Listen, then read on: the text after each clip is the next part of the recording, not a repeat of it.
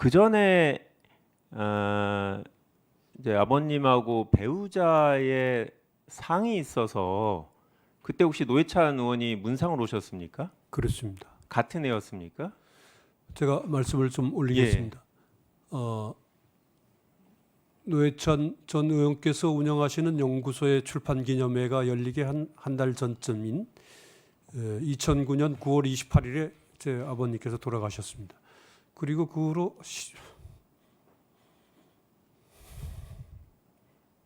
10월 달에 배우자가 10일 후에 예. 제 처가 세상을 떠났습니다.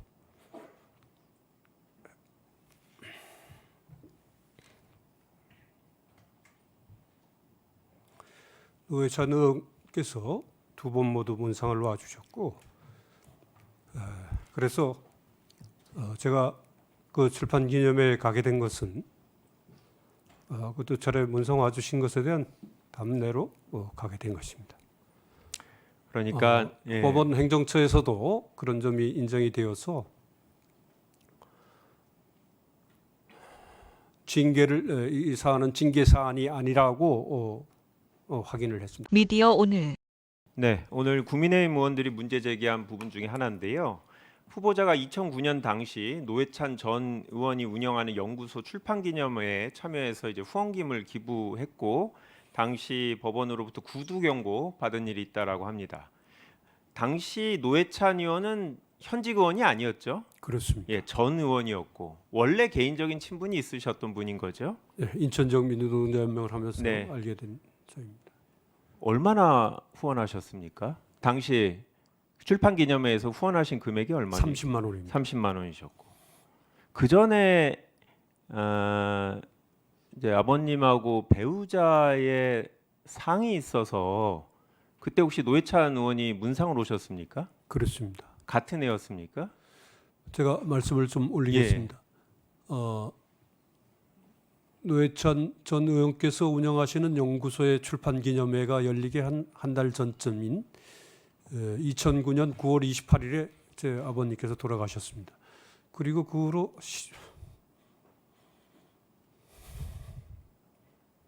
10월 달에 배우자가 10일 후에 예. 제 처가 세상을 떠났습니다.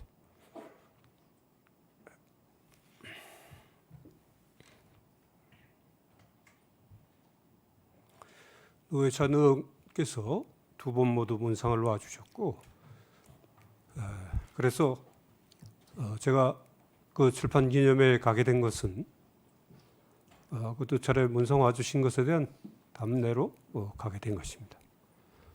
그러니까 예. 법원 행정처에서도 그런 점이 인정이 되어서 징계를 이 사안은 징계 사안이 아니라고 확인을 했습니다. 구두 경고는 징계는 아닙니다. 네. 그렇게 해서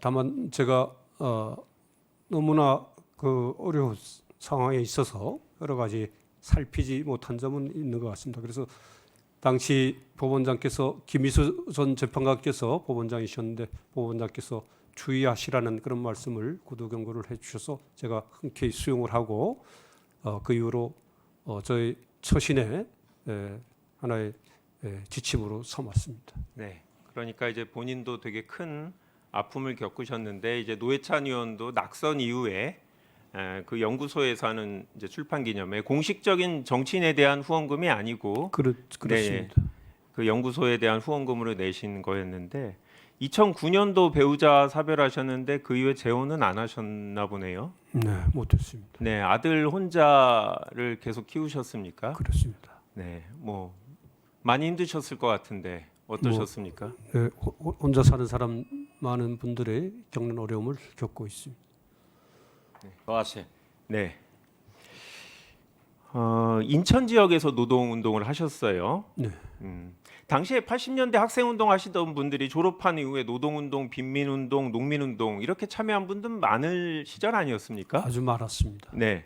근데 이제 그때 같이 활동하시거나 아니면 비슷한 활동하시던 분들 중에 보수 정치권에서 활동하시는 분들도 있는 거죠. 아까 위원장님 말씀하신 김문수 의원님 같은 분, 장관 같은 경우에 꽤 많이 있습니다. 예. 당시에 뭐 학생운동, 노동운동을 하신 분들이 정치적으로 편향돼 갖고 한쪽에만 지금 우리 사회에서 활동하고 계신가요? 그렇지는 않습니다. 네. 본인이 과거에 대학 졸업 후에 노동운동에 관여했다고 해서 그동안 했던 판결이나 앞으로의 판결에 편향적일 수 있다라고 생각하십니까? 아까 말씀드린 대로 헌법이 담고 있는 가치 그것에 입각해서 법률을 해석 적용하는 그런 방식으로 재판을 해왔습니다. 네. 그런데 이제 오늘도 보면 노동 문제에 대해서는 되게 전문성을 가지시고 관심도 많으신 것 같은데 그러면 반대로 노사 문제가 있을 때 사측에서는 우리 후보자가 사회적 약자라고 노동자를 보고 노동자에만 유리한 판결을 내리지 않을까 우려할 것 같은데 어떠십니까?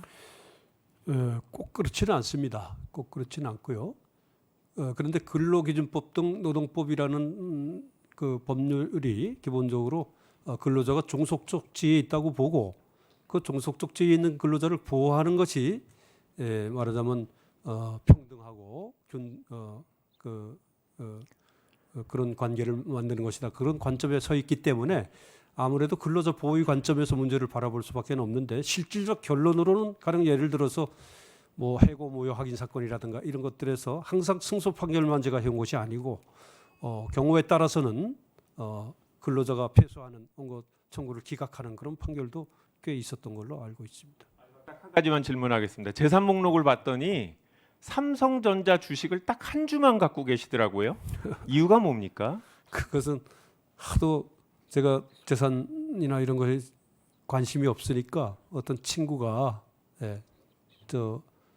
주식 투자를 해보라면서 앱을 깔아주면서 그걸 했던 취득한 주식 한 주입니다. 뭐 기업에 대해서 적대적인 생각을 갖고 있거나 뭐 자본주의에 대한 뭐 불인정이라든지 뭐 이런 태도는 아닌 거죠. 저는 기업을 운영하고 많은 사람들을 먹여 살리는 그런 사람들을 항상 높게 평가하고 실제 조정 과정이나 이런 과정에서는 그런 저의 생각이나 이런 것들을 표명을 하고 말씀을 드렸던 기억이 있습니다. 네, 10초가 남았으니까 한 가지 마지막으로 물어보면 다른 후보자들은 헌법재판소에 근무한 경험도 있는데 후보자는 직접적으로 헌법재판 관련 경험이 없습니다. 전문성이 부족할 수 있다는 우려에 대해서는 어떻게 생각하십니까? 저도 원했었는데 헌법재판소에서 근무하는 것을 저도 꽤 원했었는데 받아들여지지 않았습니다.